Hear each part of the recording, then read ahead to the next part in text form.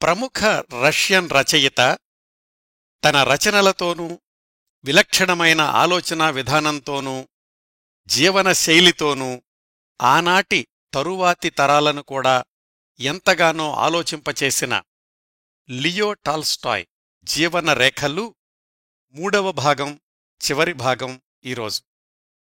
గత 2 భాగాల్లో టాల్స్టాయ్ జన్మించిన 1828 నుంచి ఆయన వార్ అండ్ పీస్ నవల పలుమార్లు తిరగరాసి చివరి కాపీ 1869లో ప్రచురించేదాకా, అంటే ఆయన 41 సంవత్సరాల వయసుదాకా ఆయన జీవితంలోని కీలకమైన ఘట్టాల గురించి మాట్లాడుకున్నాం. ప్రస్తుతానికి మన కథనం నడుస్తున్న 1869కి రష్యాలో ప్రముఖ రచయితగా పేరు తెచ్చుకున్నాడు టాల్స్టాయ్. వ్యక్తిగత జీవితంలో అయితే 1862లో తన 34 సంవత్సరాల వయసులో తనకంటే 16 సంవత్సరాలు చిన్నదైన సోఫియాని వివాహం చేసుకున్నాడు. 1869కి వాళ్లకి 4 సంతానం. ఇంతవరకు గత భాగాల్లో మాట్లాడుకున్నాం. ఇక్కడ్నుంచి మిగిలిన విశేషాలు ఈరోజు ఈ 3వ చివరి భాగంలో తెలుసుకుందాం. యుద్ధము శాంతి తర్వాత లియో టాల్స్టాయ్ని ఈరోజుకి వార్తల్లో రచయితగా చేసిన నవల అన్నా కెరెనినా లేదా యానా కెరెనినా. 1973లో ప్రారంభించి దాన్ని పూర్తి చెయ్యడానికి సుమారుగా 4 ఏళ్లు తీసుకున్నాడు. ఆ విశేషాలకి వెళ్లబోయే ముందు 1869-1873 మధ్యలో టాల్స్టాయ్ జీవితంలోని 2-3 ఆసక్తికరమైన సంఘటనల గురించి తెలుసుకుందాం. వార్ అండ్ పీస్ నవల రచయితగా టాల్స్టాయ్ని మరింత ఉన్నత స్థానానికి తీసుకెళ్లడమే కాకుండా ఆ పుస్తకాల అమ్మకం విపరీతమైన ధనాన్ని కూడా ఆర్జించి పెట్టింది. వార్ అండ్ పీస్ మార్కెట్లో సంచలనం సృష్టిస్తున్న రోజుల్లో టాల్స్టాయ్ ఆలోచనలు తను 7 ఏళ్ల క్రిందట పెళ్లికి ముందు మూసేసిన స్వేచ్ఛా విద్యా బోధన వైపు మళ్ళాయి. తిరిగి ఆ స్కూలుని ప్రారంభించాడు. తన ఎస్టేట్లోని పక్క ఎస్టేట్లోని రైతు కూలీల పిల్లల్ని తన ఇంట్లోనే కొత్తగా ప్రారంభించిన స్కూలుకి తీసుకొచ్చేవాడు. దురదృష్టవశాత్తు ఈసారి కూడా ఆయన ప్రయోగం ఎక్కువ రోజులు కొనసాగలేదు. అయితే ఈసారి ఆయన పిల్లల కోసం రాసిన ఏ న్యూ ప్రైమర్, అంటే మన పెద్ద బాలశిక్ష లాంటిది, ఆ పుస్తకం మాత్రం రష్యా అంతటా విపరీతమైన ప్రాచుర్యం పొందింది. ప్రభుత్వ విద్యాశాఖ ప్రోత్సాహం లభించకపోయినా టాల్స్టాయ్ పిల్లల కోసం రాసిన ఆ ప్రైమర్ పుస్తకం రష్యా అంతటా లక్షలాది కాపీలు అమ్ముడుపోయాయి. కొంతమందైతే వాటిని కాపీ చేసి బ్లాక్ మార్కెట్లో కూడా అమ్ముకోవడం మొదలుపెట్టారు. రెండోసారి విఫలమైన ఈ ఉచిత పాఠశాల ప్రయోగం తర్వాత 1871లో టాల్స్టాయ్ చేసిన ఇంకో పని, తన ఎస్టేట్కి 700 మైళ్ల దూరంలో రష్యాకి తూర్పు దిశలో వోల్గా నదీ తీరంలో సమారా అనే ప్రాంతంలో ఒక 1200 ఎకరాల వ్యవసాయ భూమి కొనుగోలు చేయడం. వివరంగా తెలుసుకుందాం. తను సైన్యం నుంచి తిరిగొచ్చిన దగ్గర్నుంచి తన ఎస్టేట్లోని పొలాల్లో కూలీలతో కలిసి పనిచేస్తుండేవాడు. వ్యవసాయంలో కొత్త విధానాలంటే చాలా ఆసక్తి చూపించేవాడు. అయితే తమ యస్నాయా పొల్యానా ఎస్టేట్ పేరుకి 1000 ఎకరాలుంది, కాని దాన్లో సారవంతమైన భూమి చాలా తక్కువ. పంటలు సరిగా పండేవి కావు. దానివల్ల ఎస్టేట్లో పనిచేసే రైతు కూలీలకు సరైన ఆహార పదార్థాలు లభించేవి కాదు. పైగా ఎస్టేట్లోని వాతావరణం కూడా ఆరోగ్యానికి అంత అనువయింది కాదు. అందుకనే వాళ్లన్నయ్యకి క్షయవ్యాధి వచ్చినప్పుడు కూడా అతణ్ణి జర్మనీ, ఫ్రాన్స్ తీసుకెళ్లారు. ఈ అంశాలన్నింటినీ దృష్టిలో పెట్టుకుని కాస్త మెరుగైన వాతావరణంలో మరింత సారవంతమైన భూమిని కొని వ్యవసాయంలో ప్రయోగాలు చెయ్యాలనుకున్నాడు టాల్స్టాయ్. దాని ఫలితమే సమారాలో ఆయన కొన్న 1000 ఎకరాల భూమి. అక్కడ భూమి యజమానులు జమీందారులు కాదు, స్వేచ్ఛా జీవనం సాగించే తెగలవాళ్లు. వాళ్లు వ్యవసాయం చేసేవాళ్లే కాని మరి భూస్వాముల్లాగా సంపద పోగేసుకోవడమే లక్ష్యంగా చేసుకున్నవాళ్లు కాదు. ఆడుతూ పాడుతూ పనిచేసుకుంటుండేవాళ్లు. ఆ రోజుల్లో అక్కడ ఎవరైనా పొలం కొనాలని వెళితే 3 రూబుళ్లు తీసుకుని ఒక గుర్రాన్ని ఇచ్చేవాళ్లట. ఉదయం నుంచి సాయంకాలం దాకా ఆ గుర్రం మీద మీరు ఎంత దూరం ప్రయాణిస్తే ఆ భూమంతా మీదే అని తమ భూమిని అమ్మేవాళ్లట. మరి టాల్స్టాయ్ ఆ విధంగా కొన్నాడో లేక మామూలుగా కొన్నాడో కాని ఆ 1000 ఎకరాలు మరొక ఎస్టేట్ అయ్యింది. ఆ చుట్టుపక్కల రైతుల జీవన శైలి ఎలా ఉండేదంటే, ఒకళ్లకొకళ్లు సహాయం చేసుకోవడం, స్వేచ్ఛాప్రియత్వం, జీవితంలో దేన్నీ సీరియస్గా తీసుకోకపోవడం, అలాంటి రైతుల మధ్య జీవించడమంటే టాల్స్టాయ్కి మరొక ప్రపంచంలో అడుగుపెట్టినట్లయింది. అది కొన్న దగ్గర్నుంచి దాదాపు ప్రతి సంవత్సరం వేసవికాలంలో కుటుంబ సభ్యులందరితో కలిసి ఆ సమారా ఎస్టేట్లో నివసిస్తుండేవాడు. అంటే వేసవి విడిదిలాగా అన్నమాట. దురదృష్టవశాత్తు ఆయన ఆ ఎస్టేట్ కొన్న 2 ఏళ్లకే 1873లో ఆ ప్రాంతంలో భయంకరమైన కరువొచ్చింది. అప్పుడు టాల్స్టాయ్ కాలినడకన చుట్టుపక్కల గ్రామాలన్నీ పర్యటించి ఎక్కడ ఎలాంటి పరిస్థితులు నెలకొన్నాయో, ఎలాంటి సహాయ చర్యలు తీసుకోవాలో ప్రభుత్వానికి ఒక రిపోర్టు పంపించాడు. అంతటితో ఆగకుండా తనకు తెలిసిన వాళ్లందరితోటి మాట్లాడి విరాళాలు సేకరించి ఆ కరువు కోరల్లో చిక్కుకున్న రైతులందరికీ సహాయం చేశాడు.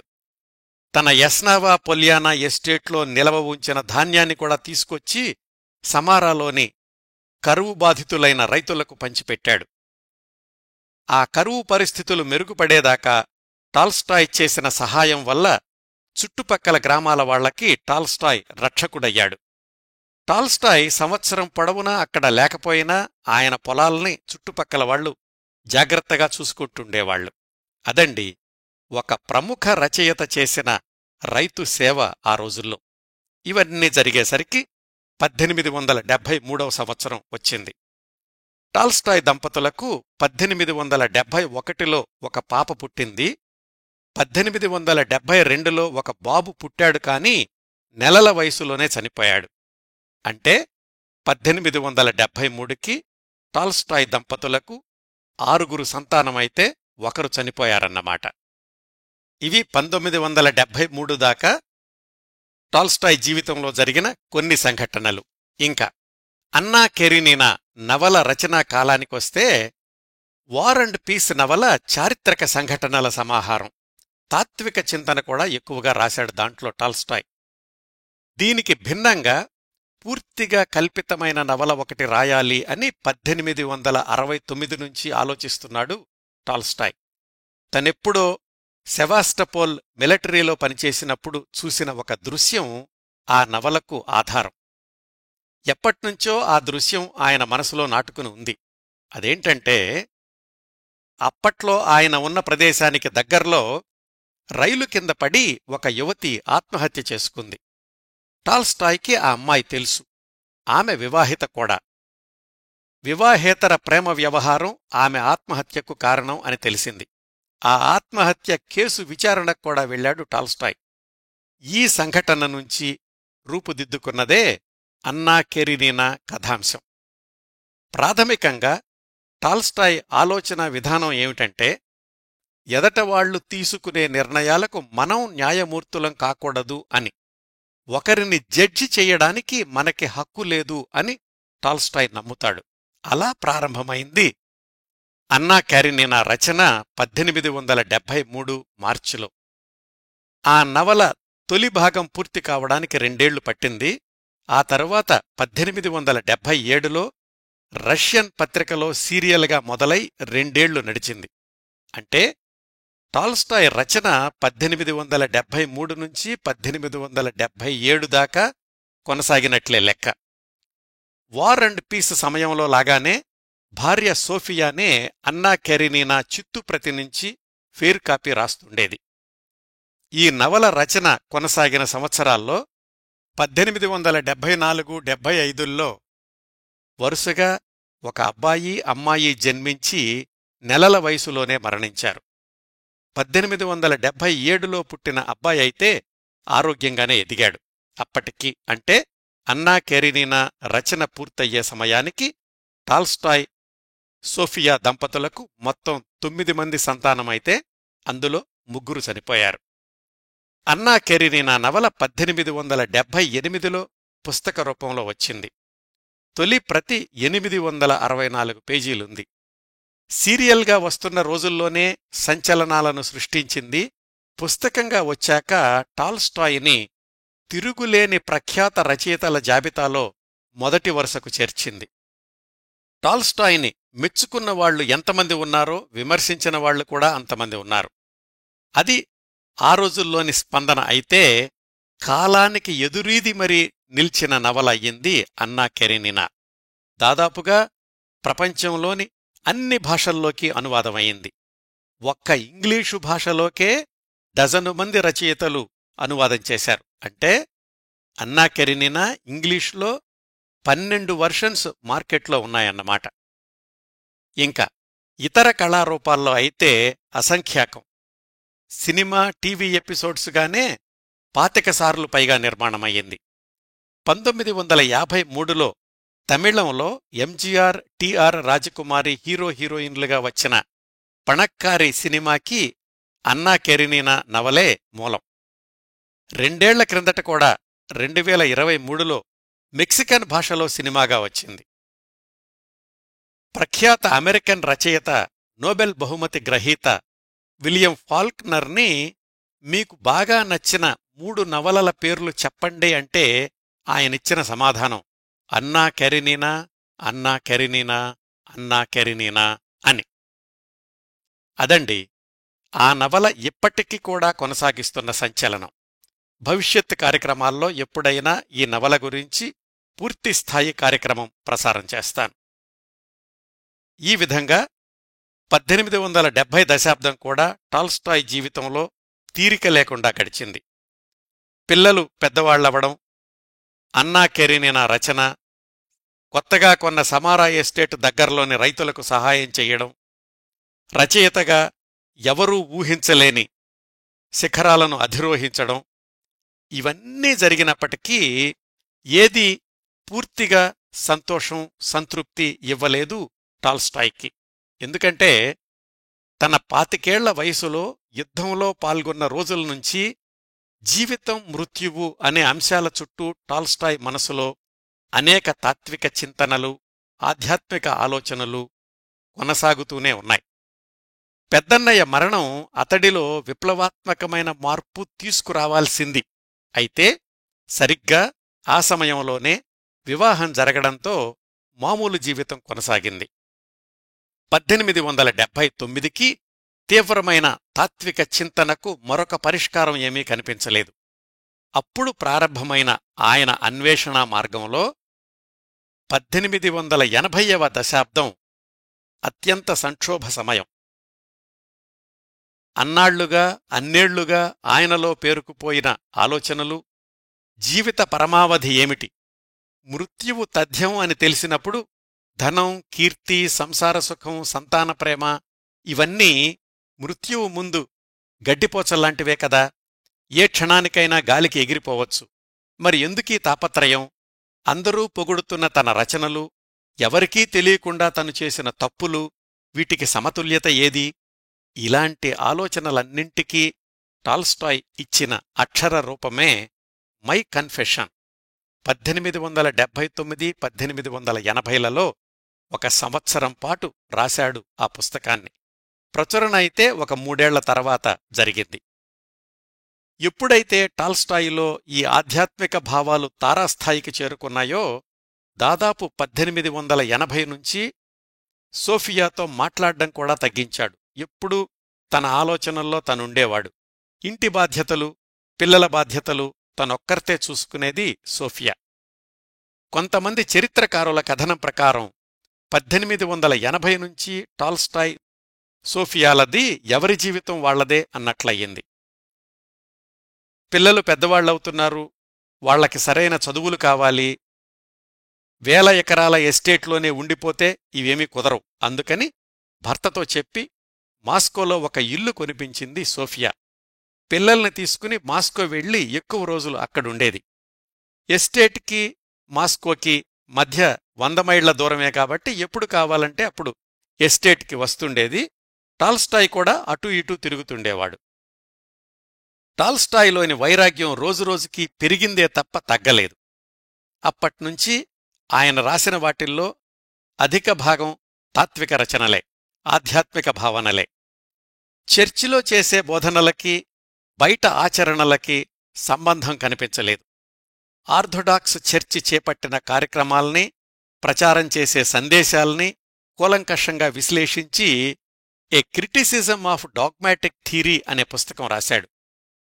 బైబిల్లో చెప్పిందానికి వాళ్లు చేసే పనులకి మధ్యనున్న అంతరాల్ని ఎత్తి చూపించాడు.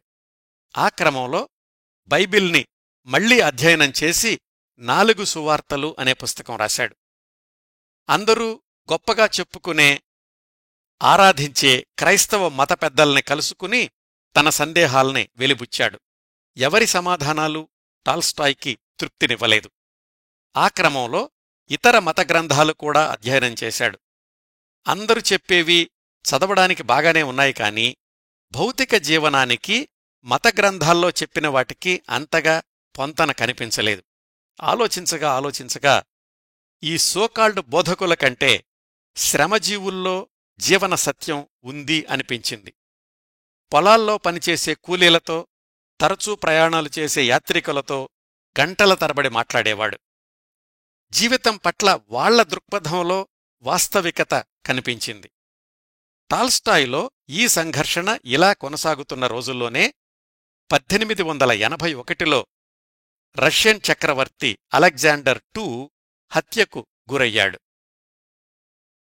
ఆ తరువాత సింహాసనాన్ని అధిష్ఠించిన అలెగ్జాండర్ IIIకి పెద్ద ఉత్తరం రాశాడు టాల్స్టాయ్. అలెగ్జాండర్ II హత్యకు కారణం అనుకుంటున్న 6 క్షమించి వదిలెయ్యమని. బైబిల్లో కత్తికి కత్తి, కన్నుకు కన్ను అని చెప్పలేదు. క్షమ అనేది మానవత్వానికి ప్రతిరూపం అని వాళ్లని ఎందుకు వదిలెయ్యాలో వివరంగా రాశాడు. కాని టాల్స్టాయ్ విజ్ఞప్తిని కొత్త రాజు పట్టించుకోలేదు. అలెగ్జాండర్ II హత్యకు కారణమైన 6 ఉరితీశారు. ఆ సమయానికి రష్యాలో పేదరికం జడలు విప్పి నర్తిస్తోంది. అంతకు ముందు పాలించిన అలెగ్జాండర్ II ఎన్ని సంస్కరణలు ప్రవేశపెట్టినా సగటు రష్యన్ పౌరుడి జీవితంలో మార్పు రాలేదు. ఉన్నవాళ్లు లేనివాళ్ల మధ్య అగాధం అలాగే ఉండిపోయింది. ఉన్నవాళ్లు సుఖభోగాల్లో తేలుతుంటే కష్టపడేవాళ్లు కష్టపడుతూనే ఉన్నారు. మాస్కో వీధుల్లో బిచ్చగాళ్లు, నేరస్తులు అలాగే ఉన్నారు. మాస్కోలోని మురికి వీధుల్లో విస్తృతంగా పర్యటించి వాళ్ల జీవితాల్ని అధ్యయనం చేశాడు టాల్స్టాయ్. ఇలా తన పరిశీలనల్ని, ఆలోచనల్ని అన్నింటినీ క్రోడీకరించి what I believe, what then must to be done అని 2 సుదీర్ఘమైన వ్యాసాలు రాశాడు. అవి రాసే క్రమంలో టాల్స్టాయ్లోని సంఘర్షణకు ఒక రూపం వచ్చినట్లనిపించింది. బైబిల్లో చెప్పిన వాటిని పూర్తిగా ఆచరించాలి అంటే ముఖ్యంగా సమాజంలో తన హోదాని వదులుకోవాలి. ధనవంతుడు, ఉన్నవాడు, జమీందారు, కీర్తిపరుడు ఇలాంటి వాటికి దూరం కావాలి. అలా అయితే సమాజంలో పేదవారితో కలిసిపోగలడు. ఆలోచించి తన జీవన శైలిని పూర్తిగా మార్చేసుకున్నాడు. మద్యం, సిగరెట్లు వీటన్నింటికీ స్వస్తి చెప్పాడు. శాకాహారానికి పరిమితమయ్యాడు. ఇంకనుంచి తను చేసే పని ఏదైనా 10 మందికి ఉపయోగపడాలి అని నిశ్చయించుకున్నాడు. సమాజ హితం కాని పనులు ఏమీ చెయ్యకూడదు అని నిర్ణయించుకున్నాడు. ప్రతిరోజుని 4 భాగాలుగా విభజించుకుని మొదటి భాగంలో తన రచనలు, విశ్లేషణలు కొనసాగించేవాడు. రెండో భాగంలో కఠినమైన శారీరక శ్రమతో కూడిన పనులు చేసేవాడు, పొలం పనులు ఇలాంటివి. మూడో భాగంలో తేలికపాటి పనులు, వడ్రంగంలాంటి చేతి వృత్తులు చేసేవాడు. 4వ భాగమంతా మనుషులతో మాట్లాడడం, వాళ్ల కష్టసుఖాల్ని తెలుసుకోవడం. వాళ్లకి ఎలా సహాయపడగలడో ఆ పనులు చేయడం. ఇలా సాగేది టాల్స్టాయ్ జీవనశైలి ఆయన మారిన తొలి రోజుల్లో. తన ఎస్టేట్లోని పొలాల్లో మిగతా కూలీలకు తనకు ఏమీ తేడా లేకుండా వాళ్లు చేసే పనులన్నీ తనూ చేసేవాడు. కూలీలు ఇళ్లు కట్టుకుంటే వెళ్లి తను సహాయం చేసేవాడు. ఇట్లా పూర్తిగా మారిపోయిన టాల్స్టాయ్ జీవన విధానాన్ని గమనించిన కొంతమంది ఆయన్ని అనుసరించడం మొదలయ్యింది. వాళ్లు కూడా టాల్స్టాయ్తో కలిసి పొలం పనుల్లో పాల్గొనేవాళ్లు. క్రమక్రమంగా ఇంతకు ముందు వరకు టాల్స్టాయ్ చుట్టూ ఉన్న సాహితీ మిత్రుల స్థానంలో ఈ కొత్త తరం సేవాదళం టాల్స్టాయ్కి దగ్గరయ్యారు. పిల్లల్ని చూడడానికి మాస్కోకి వెళ్లాలన్నా, అక్కడ్నుంచి తిరిగి ఎస్టేటుకు రావాలన్నా కాలినడకే. రైతులు ధరించే బూట్లే తను వేసుకునేవాడు. తన బూట్లు తనే కుట్టుకునేవాడు. ఒక చేతి సంచి భుజాన వేసుకుని ఎవరైనా తనతో వస్తే సరే, లేకపోతే ఒక్కడే 100 మైళ్ల దూరం ప్రయాణం చేసేవాడు. అప్పటికే ప్రఖ్యాత రచయిత టాల్స్టాయ్, వార్ అండ్ పీస్ అన్నా కెరెనీనీల సృష్టికర్త, 1000 ఎకరాల ఆస్తి ఉన్న జమీందారు అతి సాధారణ పౌరుడిలాగా, కూలీలాగా జీవించటం చూసి మేధావులు భయపడ్డారు. ఇది సాధ్యమా అని అంతకాలం సందేహిస్తున్న వాళ్లందరికీ టాల్స్టాయ్ ఒక సమాధానంలాగా కనిపించాడు. మరి టాల్స్టాయ్ ఇలా మారిపోతే పిల్లలు, చదువులు, భవిష్యత్తు, వాళ్లకయ్యే ఖర్చులు, ఎస్టేటు వ్యవహారాలు ఇవన్నీ ఎవరు చూస్తారు? భార్య సోఫియా అన్నింటినీ తన భుజస్కంధాల మీద వేసుకుంది. 1886లో అంతవరకు వచ్చిన, ఇంకా ప్రచురణకు నోచుకొని టాల్స్టాయ్ రచనలన్నింటినీ 8 వాల్యూమ్సుగా ప్రచురించింది భార్య సోఫియా. రాయల్టీ, పారితోషికం, అమ్మకాలు, లాభాలు ఇవేమీ టాల్స్టాయ్కి పట్టడం లేదు కాబట్టి అవన్నీ సోఫియా బాధ్యతలే అయ్యాయి. జీవనశైలి మారినప్పటికీ రచనల్లో వేగం మాత్రం తగ్గలేదు. అయితే వాటి అంశాల్లో మార్పు వచ్చింది అంతే. ఎక్కువ మంది చదవడానికని చిన్న చిన్న పుస్తకాలు, కరపత్రాల్లాంటివి ఎక్కువగా రాశాడు 1880 దశాబ్దంలో. ఆయన మిత్రులు, శిష్యులు వాటిని ప్రింట్ చేయించే బాధ్యత తీసుకునేవాళ్లు. వాటిల్లో ఆయన రాసిన మతపరమైన తాత్విక భావనలు రష్యా ప్రభుత్వానికి నచ్చేవి కాదు. చాలా భాగం ప్రభుత్వ నిషేధానికి గురయ్యేవి. అయినప్పటికీ అప్పటికే రష్యా అంతటా విస్తరించిన టాల్స్టాయ్ శిష్యులు వాటిని రహస్యంగా పంచిపెడుతూ ఉండేవాళ్లు. ఇలాంటి దశాబ్దంలోనే 1889లో టాల్స్టాయ్ రాసిన ద క్రూజ్జర్ సొనాటా అనే 100 పేజీల నవలిక పెను సంచలనం సృష్టించింది. పత్రికలో సీరియల్గా రావడం మొదలవగానే రష్యా ప్రభుత్వం ఆ ప్రచురణను నిషేధించింది. ఎట్టి పరిస్థితుల్లోనూ ఆ క్రూజ్జర్ సొనాటా అనే నవలలోని ఏ భాగమూ బయటకు రాకూడదు అని ఆదేశించింది. అయితే కొన్ని పత్రికలు రహస్యంగా ముద్రించాయి. అలా రహస్యంగా ముద్రించిన పత్రికలు విదేశాలకు కూడా పోస్టులో వెళుతుండేవి. అమెరికా లాంటి కొన్ని దేశాలైతే ఆ సీరియల్ ఉన్న పత్రికల్ని తమ దేశంలోకి రాకూడదు అని ఆంక్షలు విధించాయి. దాదాపుగా 12 సంవత్సరాల తర్వాత రాజాస్థానంలో పనిచేసే టాల్స్టాయ్ బంధువులు ఒకామె రాజుగారితో మాట్లాడి ఒప్పించాక 1901లో మొదటిసారి రష్యాలో పుస్తక రూపంలో వచ్చింది ద క్రూజ్జర్ సొనాటా అనే నవలిక. ఇంత సంచలనం సృష్టించిన ఆ 100 పేజీల నవలికలో ఉన్నదేమిటంటే, భార్య వైవాహికేతర సంబంధాన్ని భరించలేని భర్త ఆమెను హత్య చెయ్యడం. దీనికంటే కూడా ఈ పుస్తకంలోని ప్రధాన పాత్ర ద్వారా వివాహం, ప్రేమ, శృంగారం, అసూయ, పవిత్రత ఇలాంటి అంశాల గురించి టాల్స్టాయ్ వెలిబుచ్చిన భావాలు ఆ పుస్తకం నిషేధానికి కారణమయ్యాయి. అయితే ఈ చిన్న నవల ఆధారంగా గత 100 ఏళ్లలో ప్రపంచంలోని వివిధ భాషల్లో దాదాపు 12 పైగా సినిమాలు రావడం గమనార్హం. ఆ రోజుల్లో టాల్స్టాయ్ రాసింది ఏదైనా సరే శతాబ్దం పైగా ఇంకా ఎంత ప్రభావాన్ని చూపిస్తోంది అనడానికి ఒక ఉదాహరణ ద క్రూజ్జర్ సొనాటా. 1880 దశాబ్దం చివరకొచ్చేసరికి టాల్స్టాయ్ పూర్తిగా మారిన మనిషయ్యాడు. ప్రఖ్యాత రచయితగా కొనసాగుతూనే సామాన్య రష్యన్ పౌరుడయ్యాడు. 1890కి ఆయన వయసు 62 సంవత్సరాలు. ఇక్కడ్నుంచి ఆయన మరణించే 1910 దాకా చివరి 20 సంవత్సరాల్లో ఆయన జీవితంలో జరిగిన సంఘటనలన్నీ ఉత్కంఠభరితమైన సినిమాల్లోని పతాక సన్నివేశాల్లాగా ఉంటాయండి. అంతవరకు మేధోమథనంలో సందిగ్ధతతో గడిచినా 1890 నుంచి పూర్తి కార్యాచరణ ప్రారంభించాడు టాల్స్టాయ్. సమాజంలో అట్టడుగు వర్గాలకు సేవ చేయడం, వాళ్లని చైతన్యవంతుల్ని చేయడం, అది కూడా అహింసావాదంతో, శాంతియుత ఉద్యమాలతో. అవి చేపట్టి కొనసాగించే క్రమంలో ఎన్నో కష్టనష్టాలు ఎదురైనప్పటికీ చివరికి రాచరికంతో, మత పెద్దలతో ఢీకొనాల్సొచ్చినా అదరలేదు, బెదరలేదు. ఈ క్రమంలో ఆయన అనుచరుల సంఖ్య బాగా పెరిగింది. ఆయన్ను అర్థం చేసుకున్నవాళ్లు, సమర్థించేవాళ్లు, ఆయన జీవన శైలిని అనుసరించేవాళ్లు రష్యా అంతటా విస్తరించారు. ప్రపంచ చరిత్రలో ఇంత ప్రఖ్యాత రచయితల జీవితాల్లో ప్రాక్టికల్ ఉద్యమాలు అనేవి చాలా తక్కువగా కనిపిస్తాయి. అలాంటి జీవన శైలిని, పోరాట పటిమని 130 సంవత్సరాల క్రిందటే ప్రదర్శించడం టాల్స్టాయ్ ప్రత్యేకత. వివరాల్లోకి వెళదాం. 1891లో రష్యాలోని అధిక భాగం కరువు కోరల్లో చిక్కుకుంది.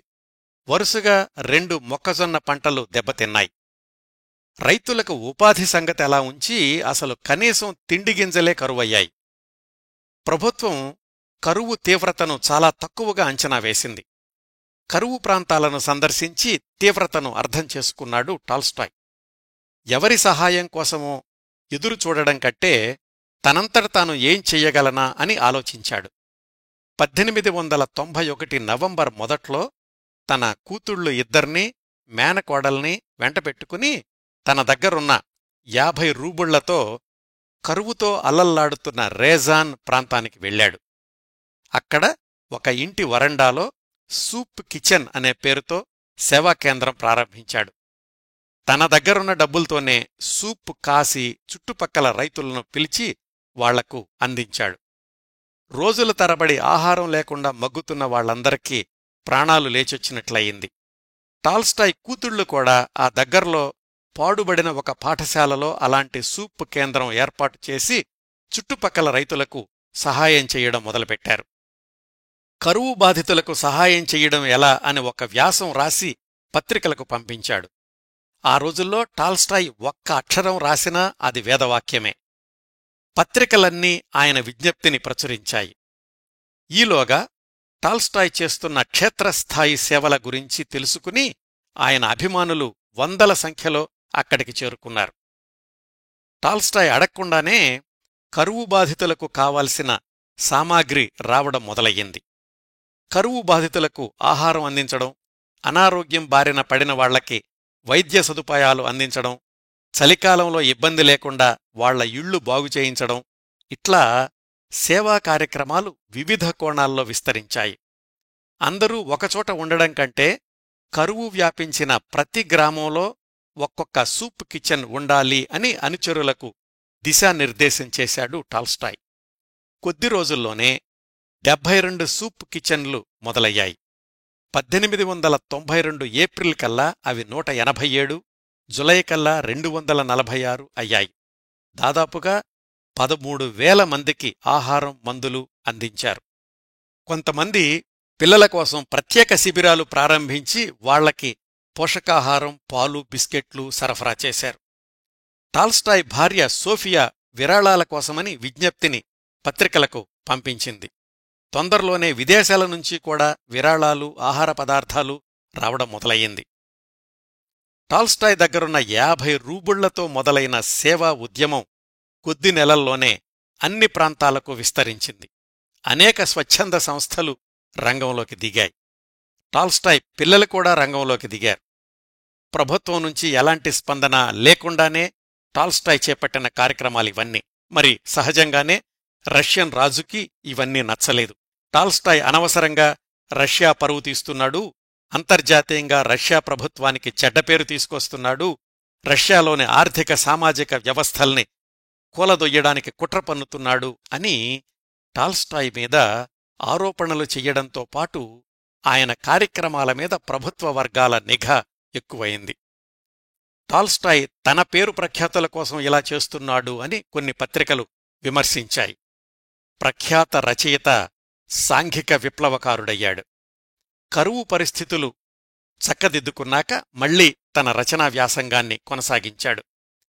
గత 2-3 ఏళ్లుగా తను రాస్తున్న the Kingdom of God is within you అనే 300 పేజీల పుస్తకాన్ని 1893లో పూర్తి చేశాడు. భగవత్ సామ్రాజ్యం నీలోనే ఉంది అని అర్థమొచ్చే ఈ వాక్యం లోకాసు వార్తలోది. భగవత్ సామ్రాజ్యం అంటే అక్షరాలా భగవంతుడు అని అర్థం కాదు. శాంతి, వికాసం ఎన్ని అర్థాలైనా చెప్పుకోవచ్చు. నిన్ను నువ్వు పవిత్రంగా ఉంచుకుంటే ఇవన్నీ నీలోనే ఉంటాయి అని అర్థమొచ్చేలాగా టాల్స్టాయ్ రాసిన ఈ పుస్తకంలో బైబిల్లో చెప్పిన వాక్యాలనే ఉదహరిస్తూ ప్రపంచంలో అహింసావాదం ఎంత ముఖ్యమో చెప్పాడు టాల్స్టాయ్. బైబిల్లో వాక్యాలకు వక్రభాష్యం చెప్తూ హింసావాదాన్ని, ప్రతీకార చర్యలను ప్రోత్సహిస్తున్న చర్చి పాలకుల్ని, రష్యా ప్రభుత్వాన్ని పరోక్షంగా విమర్శించాడు. సహజంగానే రష్యాలోని ధనిక లోకం, ప్రభుత్వం టాల్స్టాయ్ని అరాచకవాది అన్నాయి. ప్రభుత్వం ఆ పుస్తకాన్ని నిషేధించింది. అందులో 1 పేజీ కూడా వెలుగు చూడ్డానికి వీల్లేదు అంది. అప్పటికే అంతర్జాతీయంగా పేరు తెచ్చుకున్న టాల్స్టాయ్కి ఇతర దేశాల్లో కూడా అభిమానులు, అనుచరులు, శిష్యులు అసంఖ్యాకంగా తయారయ్యారు. The Kingdom of God is within you అనే పుస్తకం రహస్యంగా జర్మనీ చేరింది. రష్యన్ భాషలోని ఆ పుస్తకాన్ని జర్మన్ భాషలోకి అనువాదం చేసి 1894లోనే జర్మనీలో విడుదల చేశారు. ఇది ఇంకా రష్యాలో విడుదల కాకుండానే అక్కడ్నుంచి ఇతర భాషల్లోకి వెళ్ళింది. ఆ సంవత్సరమే ఆంగ్లానువాదం కూడా లండన్లో ప్రచురితమైంది. ఎక్కడో దక్షిణాఫ్రికాలో నల్లజాతి బానిసల అభ్యుదయ కోసం కృషి చేస్తున్న ఒక భారతీయ లాయర్ ఆ పుస్తకాన్ని చదివి తన జీవితాన్నే మార్చుకున్నాడు. ఆయనే మోహన్ దాస్ కరమ్చంద్ గాంధీ. రష్యా ప్రభుత్వానికి మాత్రం టాల్స్టాయ్ అంటే కన్నెర్రగానే ఉంది. చర్చి మత పెద్దలు కూడా టాల్స్టాయ్ని శిక్షించే అవకాశం ఎప్పుడొస్తుందా అని ఎదురుచూస్తున్నారు. టాల్స్టాయ్ ప్రతిపాదించిన, ప్రచారం చేస్తున్న అహింసావాదం మాత్రం రష్యాలో కూడా చాలామంది మీద ప్రభావాన్ని చూపించింది.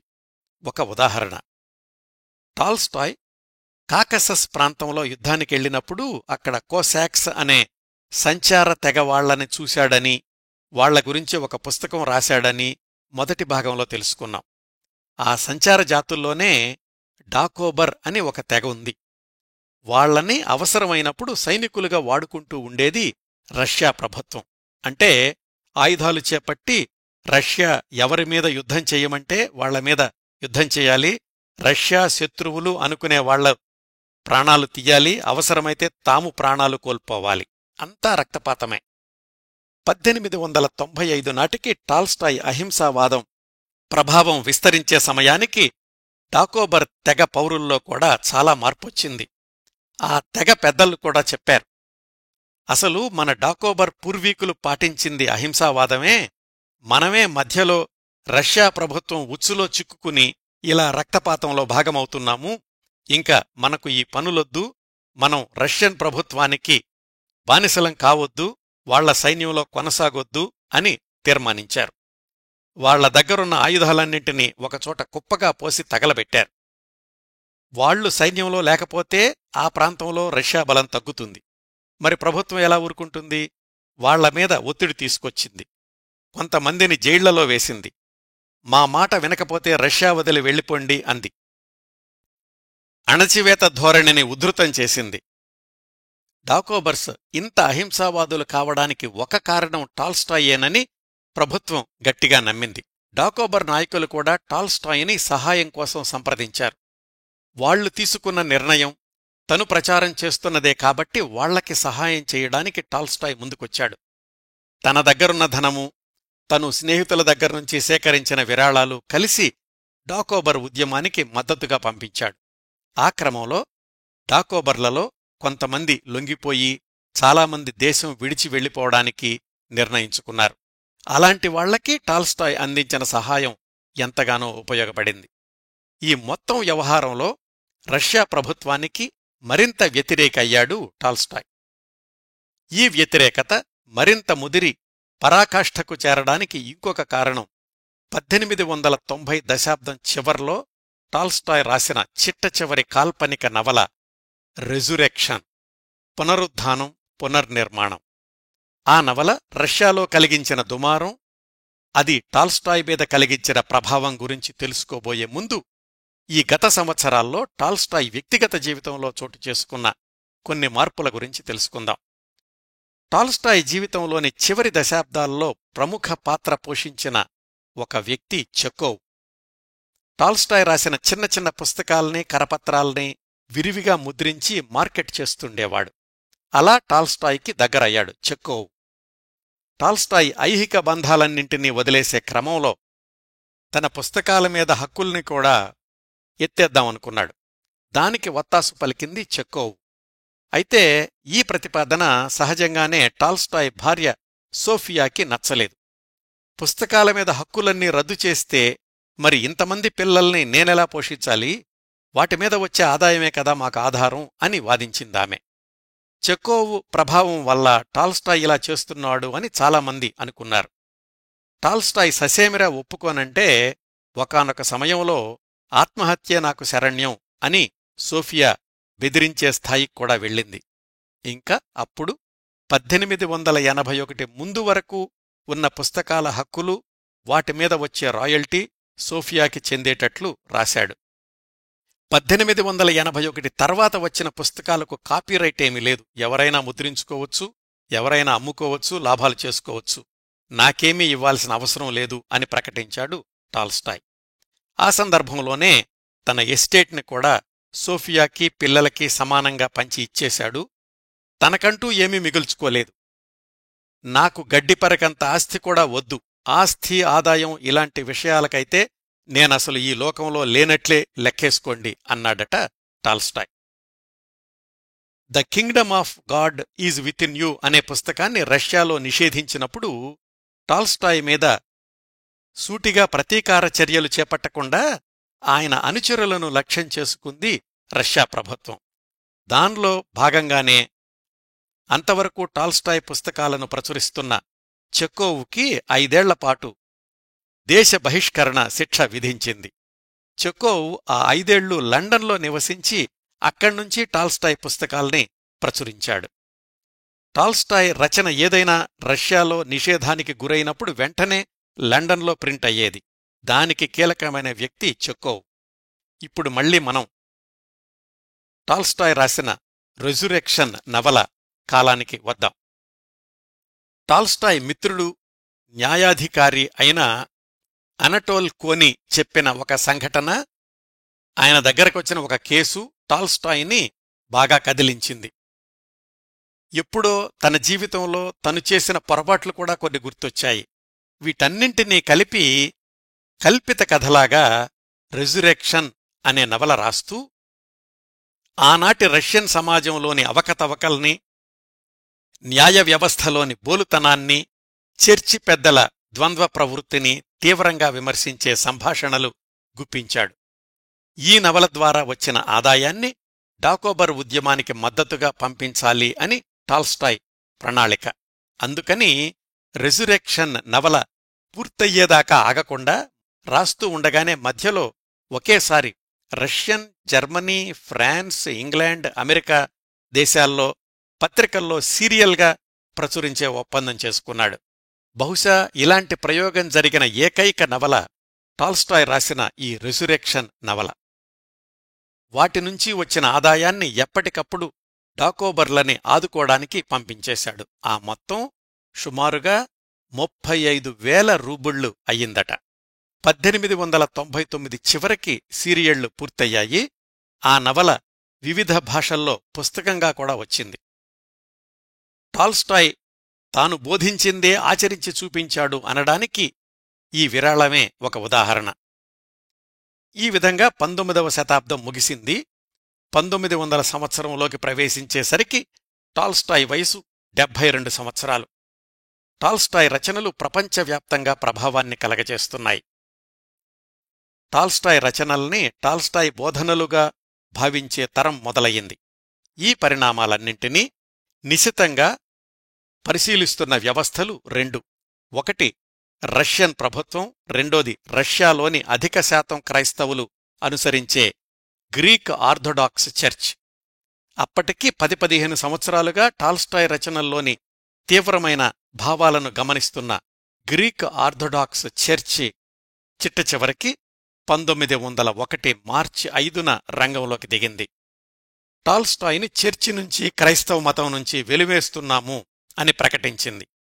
తప్పుడు సిద్ధాంతాల్ని ప్రతిపాదించడం, తాము హెచ్చరిస్తున్నప్పటికీ పశ్చాత్తాపం వ్యక్తపరచకపోవడం వీటిని కారణాలుగా పేర్కొన్నారు. చర్చి నుంచి ఈ ప్రకటన వెలువడగానే విద్యార్థులు, కార్మికులు వీధుల్లోకొచ్చారు. చర్చి నిర్ణయానికి వ్యతిరేకంగా నినాదాలు చేశారు. టాల్స్టాయ్ కేవలం సాహితీలోకంలోనే కాదు, రష్యాలోని సామాన్య ప్రజానీకం దృష్టిలో కూడా ప్రముఖుడిగా గుర్తింపు తెచ్చుకున్నాడు అనడానికి ఇది ఒక ఉదాహరణ. మాస్కోలోని టాల్స్టాయ్ ఇంటికి అభిమానులు వెల్లువెత్తారు. సానుభూతి టెలిగ్రాములు వరదలైనాయి. అందరినీ శాంతపరిచాడు టాల్స్టాయ్. అంత తీవ్రంగా ప్రతిస్పందించాల్సింది ఏమీ లేదు ఇందులో. చర్చి నన్ను బహిష్కరించడం వల్ల నాకు పోయిందేమీ లేదు. ప్రస్తుతం నేను పనిచేస్తోంది, జీవిస్తోంది మీలాంటి సామాన్య ప్రజానీకం కోసమే. మీలోనే నాకు దేవుడున్నాడు, చర్చిలో కాదు అని తనని పలకరించడానికి వచ్చిన వాళ్లందరికీ చెప్పాడు. చర్చి పెద్దలకి క్లుప్తంగా సమాధానమిచ్చాడు. మీ బహిష్కరణకు నాకు ఏమాత్రం సంబంధం లేదు. నేను మీ చర్చి సభ్యుణ్ణే కాదనుకుంటున్నాను. ఆ విషయానికొస్తే మీరు చెప్పేదే క్రైస్తవ మతం అయితే నన్ను నేను క్రైస్తవుడిగా ముద్ర వేయించుకోవడానికి ఇష్టపడను అని. ఈ సంఘటనని టాల్స్టాయ్ ఎలా తీసుకున్నా ప్రపంచం దృష్టిలో మాత్రం అదొక చారిత్రక ఘట్టం అయ్యింది. ఈ సందర్భంలో టాల్స్టాయ్ భార్య సోఫియా భర్త పక్కన నిలిచింది. చాలా సంవత్సరాలుగా అంటీముట్టనట్లుంటున్న భార్యాభర్తలు తాత్కాలికంగా దగ్గరయ్యారు ఈ చర్చి బహిష్కరణ సందర్భంలో. ఇది జరిగిన కొద్ది రోజులకే టాల్స్టాయ్ తీవ్రమైన అనారోగ్యానికి గురయ్యాడు. 1901 సెప్టెంబర్లో కుటుంబ సభ్యులు, శ్రేయోభిలాషులు టాల్స్టాయ్ని స్థల మార్పిడి కోసమని తమ ఎస్టేటుకి 1000 మైళ్ల దూరంలో ఉన్న క్రిమియాలోని ఆస్ట్రా అనే ప్రాంతానికి తీసుకెళ్లారు. అది సముద్రతీరం కావడంతో త్వరగా కోలుకునే అవకాశం ఉందని అక్కడికెళ్లారు. అక్కడికెళ్లేటప్పుడు త్రోవలో ఆగిన చోటల్లా టాల్స్టాయ్ అభిమానులు వందలాదిగా ఆయన్ను కలుసుకున్నారు. తనని తాను గురువుగా ప్రకటించుకోకపోయినా రష్యాలోని మధ్యతరగతి నిరుపేద వర్గాలు టాల్స్టాయ్ని తమ గురువుగా భావించడం మొదలుపెట్టారు. అందుకే టాల్స్టాయ్కి దేశమంతటా అభిమానులు వేల సంఖ్యలో తయారయ్యారు. 6-7 నెలలపాటు ఆ సముద్ర తీరంలో ఉన్నప్పటికీ పెద్దగా ఆరోగ్యం మెరుగుపడలేదు. ఊపిరితిత్తుల్లో నీరు చేరడం వల్ల ఒకానొక సమయంలో అయితే అసలింక బ్రతకడేమో అనుకున్నారు. కాని ఆయన ఆత్మవిశ్వాసమే ఆయన్ను కాపాడింది. 1992 మధ్యలో మళ్లీ తమ ఎస్టేటుకి వచ్చేశాక కొద్ది నెలల్లో సంపూర్ణ ఆరోగ్యవంతుడయ్యాడు. అయితే ఆయన అనారోగ్యంతో బాధపడుతున్న రోజుల్లో కూడా ఖాళీగా లేడు. జార్ చక్రవర్తికి పెద్ద ఉత్తరం రాశాడు. రష్యాలోని సామాన్య ప్రజల దుర్భర పరిస్థితులు, వాటిని మెరుగుపరచడానికి సలహాలు అందులో సవివరంగా చెప్పాడు. ఆ ఉత్తరంలో ఆయన చెప్పిన సలహాల్లో కొన్నింటిని ఆ తరువాత ప్రభుత్వం తన మేనిఫెస్టోలో చేర్చింది. అట్లాగే రష్యన్ సమాజంలోని వివిధ వర్గాల ప్రజలకు, అంటే రైతులకు, కార్మికులకు, రాజకీయవేత్తలకు, సైనికులకు, ప్రభుత్వోద్యోగులకు ఇలా విడివిడిగా వాళ్ల సవ్యమైన జీవన విధానం ఎలా ఉండాలి అంటూ అనేక ఆచరణీయమైన విధానాల్ని వివరంగా రాశాడు. ఇదిలా జరుగుతూ ఉండగా ఇంకా 1904, 1905 ఆ రెండేళ్లల్లో రష్యా జపాన్ దండయాత్రతోనూ, దాన్లో ఓడిపోవడం వల్ల అంతర్గతంగా చెలరేగిన ఉద్యమాలతోనూ అట్టుడికిపోయింది. రష్యాలోని అన్ని వర్గాల ప్రజలు అసమర్థరాజు అంటూ తిరుగుబాటు చేశారు. నికోలస్ II ఉద్యమకారుల్ని అణచివేయడానికి అన్ని విధానాలను అమలు చేశాడు. ఈ సంక్షోభం అంతా సర్దుకునేసరికి 1905 సంవత్సరం చివరకొచ్చింది. ఈ సంక్షోభ సమయాల్లో టాల్స్టాయ్ ప్రజల పక్షాన నిలిచాడు. కాని తిరుగుబాటుని, హింసని నిరసించాడు. సహజంగానే ప్రభుత్వానికి ఎప్పుడూ గిట్టనివాడే కాని యుద్ధ వాతావరణంలోనూ అంతర్గత సంక్షోభంలో కూడా శాంతిమంత్రమే పఠించాడు అని కొన్ని వర్గాలు టాల్స్టాయ్ని తీవ్రంగా విమర్శించాయి. అయినప్పటికీ తను నమ్మిన ప్రచారం చేస్తున్న సాత్విక జీవన విధానాల్ని మాత్రం మార్చుకోలేదు టాల్స్టాయ్. అప్పటికే టాల్స్టాయ్ అభిమానులు, అనుచరులు తమకి తాము శిష్యులుగా ప్రకటించుకుని టాల్స్టాయ్ ఎస్టేట్ని నిరంతరం సందర్శించేవాళ్లు. టాల్స్టాయ్ చెప్పే ప్రతి మాటని సందేశంగా భావించేవాళ్లు. కేవలం రష్యాలోని ప్రజలే కాక ఇతర దేశాల నుంచి కూడా సందర్శకులు వస్తుండేవాళ్లు టాల్స్టాయ్ కోసం. వాళ్లందరికీ వసతి, భోజన సదుపాయాలు కల్పించడం భార్య సోఫియా బాధ్యత అయ్యింది. భర్తతో అనుబంధం ఎలా ఉన్నా వచ్చిన అతిథులకు ఏమాత్రం ఇబ్బంది లేకుండా చూసేది సోఫియా. కాకపోతే వచ్చిన వాళ్లల్లో అధిక శాతం టాల్స్టాయ్ని ఆధ్యాత్మిక గురువుగా భావించి ఆయన చెప్పిన మాటలు వినడానికి వచ్చేవాళ్లే తప్ప రచయితగా టాల్స్టాయ్ని ఎరిగినవాళ్లు, చదివినవాళ్లు, అర్థం చేసుకున్నవాళ్లు తక్కువ అప్పటికి వచ్చిన వాళ్లల్లో. ఈ అంశం సోఫియాని బాధిస్తుండేది. ఎందుకంటే ఆమె ఇష్టపడింది రచయిత భర్తనే, స్వామీజీగా మారిన రచయితను కాదు. ఇలాంటి పరిస్థితులు కొనసాగుతూ ఉండగా 1908 సెప్టెంబర్లో ఆయన 80వ పుట్టినరోజు వచ్చింది. అప్పటికే టాల్స్టాయ్కి కేవలం రష్యాలోనే కాక ఇతర దేశాల్లో కూడా ఉన్న ప్రాచుర్యం దృష్ట్యా ఆయన 80వ పుట్టినరోజుని ఘనంగా జరపడానికి రష్యాలోనూ ఇతర దేశాల్లోనూ కూడా ఆయన అభిమానులు ఏర్పాట్లు ప్రారంభించారు. వివిధ దేశాల్లో పత్రికలు ఆయన గురించి ప్రత్యేక వ్యాసాలు సిద్ధం చేయడం మొదలుపెట్టాయి. ఈ ఏర్పాట్లన్నీ గమనించిన చర్చి పెద్దలు ప్రకటనలు జారీ చేశారు. మన దేవుణ్ణి నమ్మని ఈ నాస్తికుణ్ణి ఎప్పుడో బహిష్కరించాము, అతని పుట్టినరోజు కోసం ఇన్ని ఆర్భాటాలు చెయ్యొద్దు అని. ప్రభుత్వం కూడా అదే ఉద్దేశంతో ఉంది. టాల్స్టాయ్ని రచయితగా గౌరవించుకోండి, కానీ తత్వవేత్తగా, ఆధ్యాత్మికవేత్తగా కీర్తించవద్దు. ఆయన బోధించేవన్నీ అసత్యాలు. ఆయన పుట్టినరోజు వేడుకలు భారీ స్థాయిలో నిర్వహించడాన్ని నిషేధిస్తున్నాం అని ప్రభుత్వం ప్రత్యేకంగా నోటీసులు జారీ చేసింది. ఆయన 80వ పుట్టినరోజు రానే వచ్చింది. కొన్ని ప్రదేశాల్లో టాల్స్టాయ్ గురించి మాట్లాడ్డానికే భయపడ్డారు. కానీ చాలా చోట్ల టాల్స్టాయ్ గౌరవార్థం సభలు, సమావేశాలు నిర్వహించారు. ఆయన నివసించే యస్నాయా పోలియానా ఎస్టేట్ అయితే సందర్శకులతోటి కిక్కిరిసిపోయింది. పత్రికలన్నీ ఆశించిన స్థాయి కంటే ఎక్కువగా టాల్స్టాయ్ గురించి వ్యాసాలు రాశాయి. ఆ రోజు దేశ విదేశాల నుంచి టాల్స్టాయ్కొచ్చిన టెలిగ్రాముల సంఖ్య 2000 సెంట్ పీటర్స్బర్గ్లో కొంతమంది అభిమానులు ఒక కమిటీలాగా ఏర్పడి టాల్స్టాయ్కి సంబంధించిన రాతప్రతులు, పుస్తకాలు మొదలైన వాటితోటి ఒక మ్యూజియం ఏర్పాటు చేద్దామనుకున్నారు. ఇవన్నీ గమనిస్తున్న టాల్స్టాయ్ అందరికీ విజ్ఞప్తి చేశాడు. ఈ పనులన్నింటినీ సమాజ సేవకు, బీద ప్రజల ఉద్ధరణకు ఉపయోగించండి. నాకు నేను చాలా మామూలు మనిషిని, నా గురించి ఇన్ని ఆర్భాటాలు చెయ్యొద్దు అని. కాని అభిమానులు వినలేదు. టాల్స్టాయ్ ఖ్యాతి ఎంతగా విస్తరించింది అనడానికి ఒక ఉదాహరణ, 1909లో ఒకరోజు ఫలానా రైల్వే స్టేషన్లో మధ్యాహ్నం 1 గంటకు టాల్స్టాయ్ రైలెక్కుతారు అని పేపర్లో వార్తొచ్చింది. అంతే. ఉదయం 10 గంటల నుంచి రైల్వే ప్లాట్ఫాం కిక్కిరిసిపోయింది. That is the stamina of Tolstoy at the age of 81. ఇంకొక విషయం, మొదటి భాగం ఉపోద్ఘాతంలో చెప్పుకున్నాం. భారత స్వాతంత్ర్య ఉద్యమం మీద టాల్స్టాయ్ పరోక్ష ప్రభావం ఉంది అని. అది ఈ సంవత్సరాల్లోనే, అంటే 1908, 1909లలో మొదలయ్యింది. ఎలాగంటే ఆ సమయానికి అమెరికాలోని సియాటిల్లో ఉన్న తారకనాథ్ దాస్ అనే 25 బెంగాలీ యువకుడు టాల్స్టాయ్కి 2 ఉత్తరాలు రాశాడు. తారకనాథ్ దాస్ బ్రిటిష్ వారి కంటపడకుండా ఉండడానికి రహస్యంగా భారతదేశం నుంచి అమెరికా చేరుకుని అక్కడ నివసిస్తున్నాడు. అప్పటికి ఆ రోజుల్లో భారతదేశ స్వాతంత్ర్యోద్యమంలో ప్రత్యక్షంగానూ రహస్యంగానూ పనిచేస్తున్న వాళ్లందరూ తమ పోరాటానికి, తమ విముక్తికి అంతర్జాతీయ మేధావుల, అంతర్జాతీయ శక్తుల సహాయాన్ని, మద్దతుని కోరుతుండేవాళ్లు. దానిలో భాగంగానే తారకనాథ్ దాస్ టాల్స్టాయ్కి తమ ఉద్యమం గురించి వివరిస్తూ ఆయన మద్దతు కోరుతూ ఉత్తరాలు రాశాడు. వాటికి సమాధానంగా 1908 డిసెంబర్లో టాల్స్టాయ్ రాసిందే ఏ లెటర్ టు హిందూ.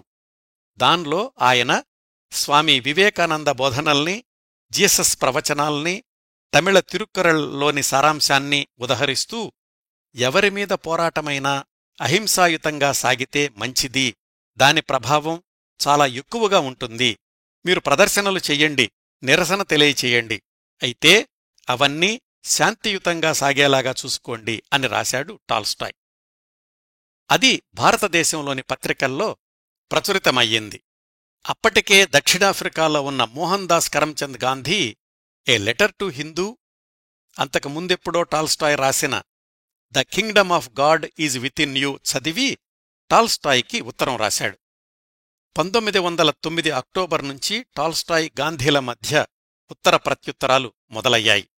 దురదృష్టవశాత్తు అవి 1 సంవత్సరం మించి కొనసాగలేదు. ఎందుకంటే మరొక సంవత్సరంలో టాల్స్టాయ్ అంత్యదశ సమీపించింది.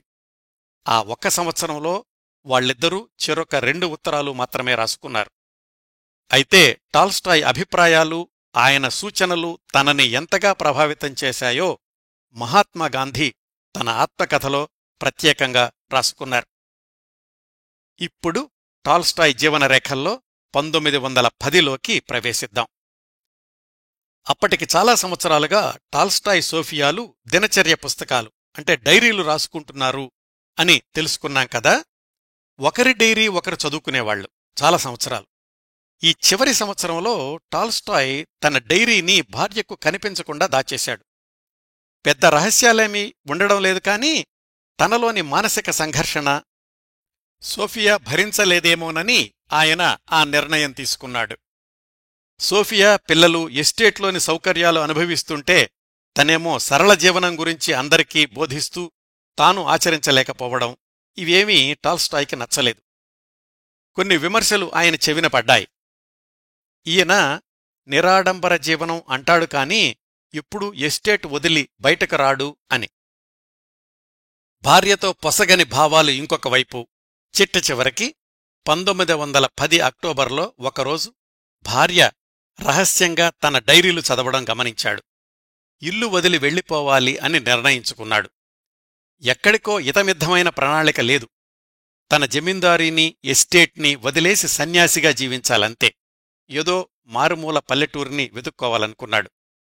ఇలా ఇల్లు వదిలేసి వెళ్ళిపోవాలి అనే నిర్ణయం అప్పటికప్పుడు 1910 అక్టోబర్లో తీసుకున్నది కాదు. అప్పటికి చాలా సంవత్సరాలుగా టాల్స్టాయ్లో ఆ ఆలోచనలు సుళ్ళు తిరుగుతున్నాయి. నిజానికి అప్పటికి 13 సంవత్సరాల ముందే 1897లో భార్య సోఫియాకి ఒక ఉత్తరం రాశాడు. కాని అప్పుడు పోస్టు చెయ్యలేదు. నా మరణం తర్వాత సోఫియాకి అందించండి అని రాసి తన డైరీల కింద దాచిపెట్టాడు. దాన్లో సోఫియా అంతవరకు చేసిన సేవలకు కృతజ్ఞతలు తెలియచేస్తూ ఇల్లు వదిలి వెళ్ళిపోవాలి అన్న తన నిర్ణయం గురించి రాశాడు. ఏ రోజైనా నేనా పని చెయ్యొచ్చు, ఇదేదో నీ గురించి తీసుకుంటున్న నిర్ణయం కాదు, నాలోనే వచ్చిన మార్పు, మిమ్మల్నందర్నీ నాలాగా ఉండమని ఒత్తిడి చెయ్యలేను, నేనేమో ఇక్కడ ఉండలేను అంటూ దానిలో రాశాడు. అయితే ఆయన రాసినట్లుగానే ఆ ఉత్తరం అప్పటికి అంటే 1897కి సోఫియాకి చేరలేదు. ఆయన మరణించాకనే సోఫియా ఆ ఉత్తరం చదివింది. ఇంకా చివరి దశ 1910 నవంబర్ 10వ తేదీ. దీర్ఘకాలంగా తనకి నిద్రపట్టకుండా చేస్తున్న ఆలోచనలకు ఆచరణ రూపం ఇవ్వాలనుకున్నాడు టాల్స్టాయ్. ఆ రోజు తెల్లవారుజామునే లేచి 4ంటికి భార్యకి ఉత్తరం రాసి టేబుల్ మీద పెట్టాడు. అది చివరి ఉత్తరం. నా నిష్క్రమణ నీకు బాధ కలిగిస్తుందని నాకు తెలుసు, అందుకు హృదయపూర్వకంగా క్షమించమని అడుగుతున్నాను. 48 సంవత్సరాలుగా నువ్వు చేసిన సేవల్ని మర్చిపోలేను. నువ్వు లేకపోతే నా రచనలు లేవు. కాని ఈరోజు నా నిష్క్రమణ ఇది తప్పనిసరి. ఈ ఎస్టేటు, జమీందారీ ఇక్కడ బతకలేను. ఏకాంతంలోకి వెళ్ళిపోవాలి. ఏ బంధనాలు లేని ఒంటరి జీవితంలోకి వెళ్ళక తప్పదు. నువ్వు నాకోసం వెతకొద్దు. నా తరువాతి దశలో నన్ను చూసి నువ్వు భరించలేవు. నన్ను సంప్రదించాలన్నా, నాకు ఏదైనా అందచెయ్యాలన్నా అమ్మాయి షషాని సంప్రదించు. తను నాతో ఉంటుంది, కాని నేనెక్కడున్నానో నీకు చెప్పదు. నేనే చెప్పొద్దంటున్నాను. మరో 2 గంటల్లో తెల్లవారుతుంది, నేను నీకు కనిపించనింకా అని ఇలా రాశాడు. వేరే గదిలో పడుకున్న అమ్మాయి అలెగ్జాండ్రాని నిద్రలేపాడు. ఆమె వయసు అప్పటికి 16 సంవత్సరాలు. ఆమె ముద్దు పేరే షాషా. పిల్లలందరిలోకి ఆమెకు తండ్రి దగ్గర చనువెక్కువ. చివరి సంవత్సరాల్లో తండ్రికి ఆ అమ్మాయే సెక్రటరీగా పనిచేసింది.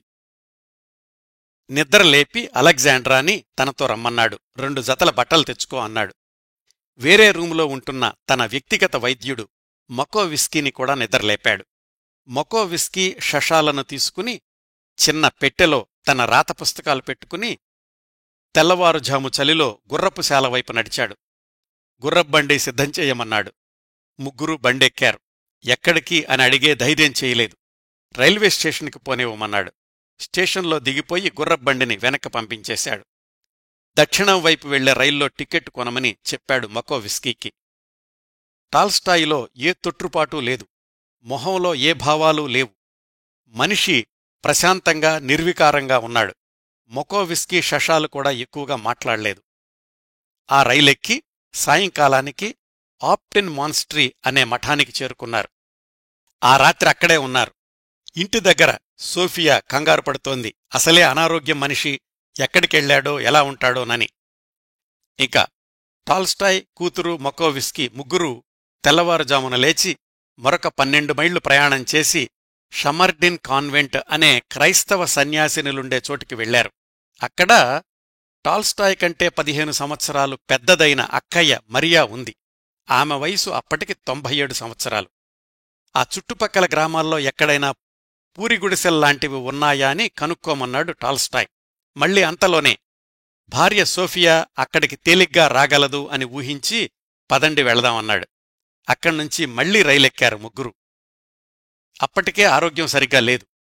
టాల్స్టాయ్ అన్వేషణ ఎక్కువ మంది తెలియని ఏకాంత ప్రదేశం కోసం. 1910 నవంబర్ 14 రైలు బయలుదేరింది. ఈసారి ప్రయాణం సజావుగా సాగలేదు. అనారోగ్యం మరింత తీవ్రతరమైంది. చలి జ్వరంతో వణుకుతున్నాడు టాల్స్టాయ్. మధ్యలో ఒక చిన్న రైల్వే స్టేషన్ అష్టోపోవాలో ఆగక తప్పలేదు.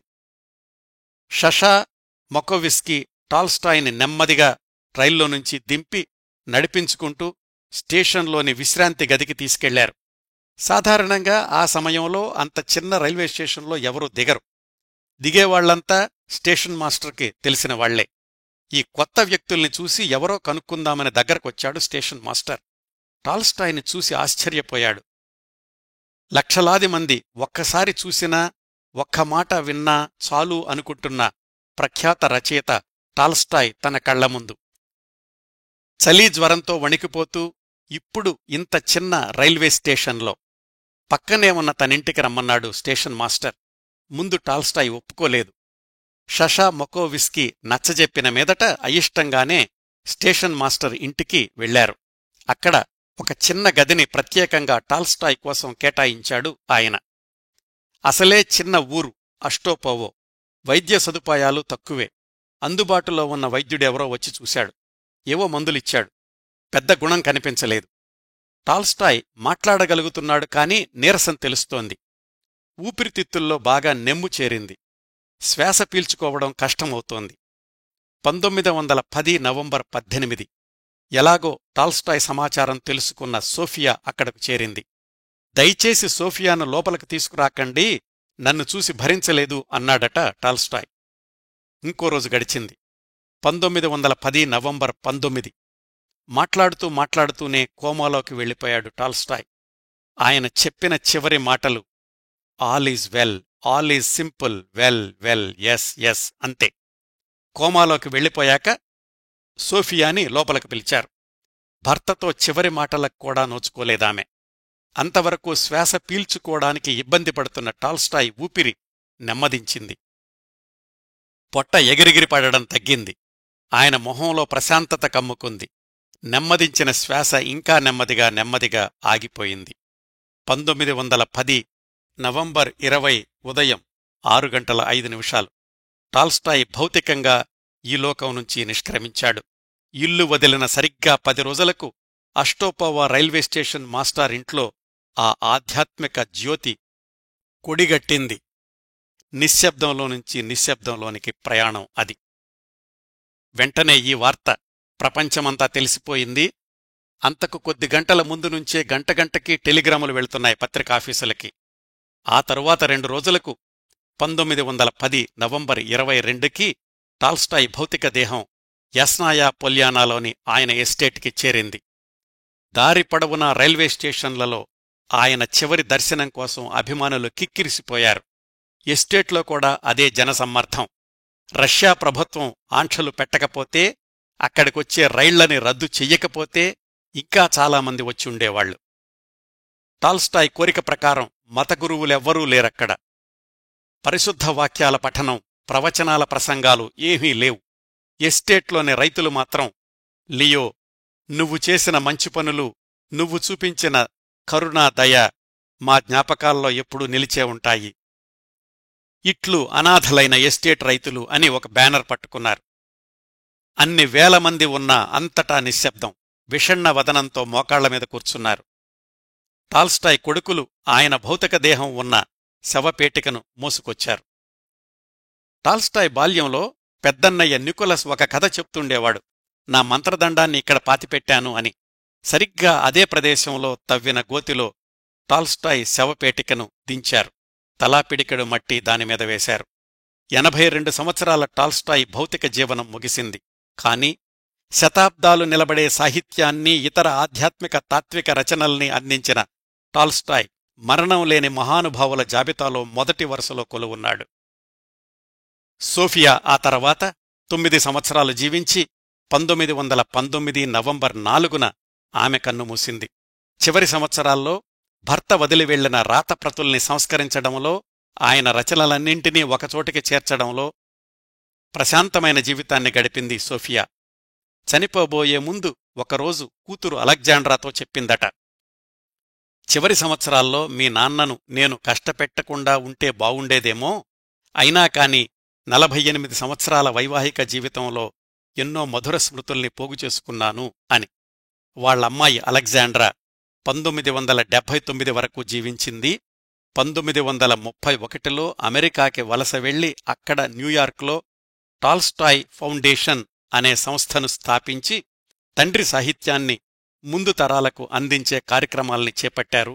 సంఘసేవా కార్యక్రమాల్లో కూడా చురుగ్గా ఉండేవారు అలెగ్జాండ్రా. ఆమె వీడియో ఇంటర్వ్యూనే యూట్యూబ్లో ఉంది, మీరు కూడా చూడొచ్చండి. ఇవండి ప్రపంచ ప్రఖ్యాత రష్యన్ రచయిత, తత్వవేత్త, ఆధ్యాత్మికవేత్త, అహింసావాది, సామాన్యంగా జీవించాలని అహరహం పరితపించిన అసామాన్యుడు లియో టాల్స్టాయ్ గురించి నేను సేకరించి మనకున్న సమయంలో మీకు అందించగలుగుతున్నన్ని విశేషాలు. ఈ 3 భాగాల కార్యక్రమాల పరంపరను ఇంతటితో ముగిస్తానండి. ఈ కార్యక్రమాలను ఆదరించి అభిమానిస్తున్న శ్రోతలందరకు హృదయపూర్వకంగా కృతజ్ఞతలు తెలియచేస్తున్నాను. మళ్లీ వారం మరొక మంచి కార్యక్రమంతో కలుసుకుందాం. అంతవరకు నవ్వుతూ ఉండండి. మీ నవ్వులు 10 మందికి పంచండి. ప్రస్తుతానికి మీ వద్ద సెలవు తీసుకుంటోంది సదా మీ ఆదరాభిమానాలను కోరుకునే మీ కిరణ్ ప్రభ.